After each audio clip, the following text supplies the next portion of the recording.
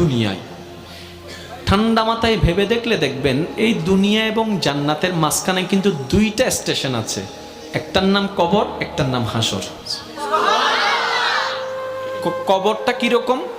আমাদের দুশমনরা না, আপন জনেরাই কিন্তু খনন করবে, আপন জনেরাই কিন্তু লাশটা রাখবে, আবার আপন জনেরাই কিন্তু ওই দেহটার উপরে বাঁশ বিছিয়ে মাটি চাপা দিবে, চতুর্দিক থেকে অন্ধকার করে ফেলবে।